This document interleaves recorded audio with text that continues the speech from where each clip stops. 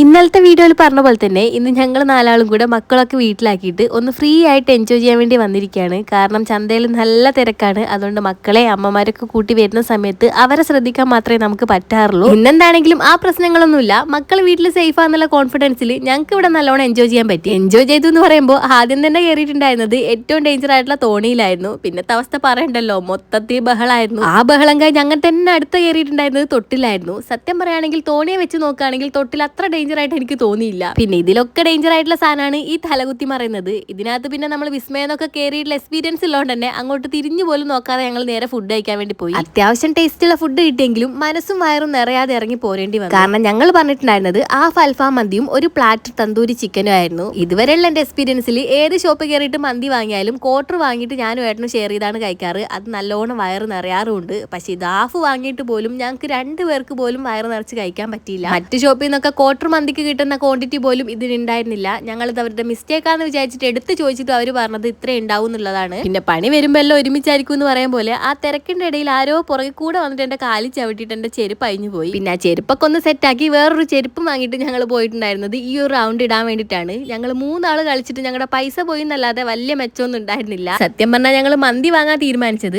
ആ പൈസക്ക് വയറ് നിറച്ച് കഴിക്കാൻ പറ്റുമല്ലോ എന്ന് വിചാരിച്ചിട്ടാണ്. പക്ഷെ അത് അങ്ങനെയായി. എന്താണെങ്കിലും വയറ് നിറച്ചല്ലേ പറ്റുള്ളൂ എന്ന് വിചാരിച്ചിട്ട് കാണുന്ന ഫുഡൊക്കെ വാങ്ങി കഴിക്കലായിരുന്നു അടുത്ത പരിപാടി. പിന്നെ ഇതൊക്കെ ഞാൻ മാത്രമേ കഴിക്കുന്നുള്ളൂ എന്ന് നിങ്ങൾ തെറ്റിദ്ധരിക്കണ്ട. അവർക്ക് എല്ലാവർക്കും വീഡിയോന്റെ മുന്നിൽ നിന്ന് കഴിക്കുമ്പോൾ ഒരു ബുദ്ധിമുട്ട് കൊണ്ട് ഞാൻ അങ്ങ് അഭിനയിക്കുകയാണ്. എന്താണേലും ആ ഒരു സെക്ഷൻ കഴിഞ്ഞിട്ട് ഞങ്ങൾ നേരെ പോയത് കുറച്ച് സാധനങ്ങളൊക്കെ വാങ്ങാൻ വേണ്ടിയിട്ടാണ്. ആദ്യം തന്നെ മോൾക്ക് വേണ്ടിയിട്ട് ഈ ഒരു പഞ്ഞി തൊപ്പി വാങ്ങി. അത് കേട്ട് എന്റെ ഫോണിന് ഒരു കവർ വാങ്ങി. പിന്നെ അത്യാവശ്യം തോന്നുന്ന കുറച്ച് സാധനങ്ങളൊക്കെ വാങ്ങി. ആ കൂട്ടത്തിൽ മക്കൾക്ക് വേണ്ടിയിട്ട് ഈ ഒരു ക്യാമറ വാങ്ങിയിട്ടുണ്ടായിരുന്നു. ഈ ഒരു ക്യാമറ ഫ്ലിപ്കാർട്ടിലൊക്കെ ഇതിലും കുറഞ്ഞ റേറ്റിലാണ് കൊടുക്കുന്നത്. രാത്രി ഇതുപോലെ ഫ്ലാഷ് അടിക്കുന്ന സമയത്ത് നമുക്ക് ഇതുപോലത്തെ ചിത്രങ്ങളൊക്കെ മാറി മാറി ചുമരിൽ വരും. കുട്ടികൾക്കൊക്കെ ഒരുപാട് ഇഷ്ടപ്പെടും. അപ്പൊ ലിങ്ക് മോൾ ടാഗ് ചെയ്ത് കൊടുക്കാം കേട്ടോ.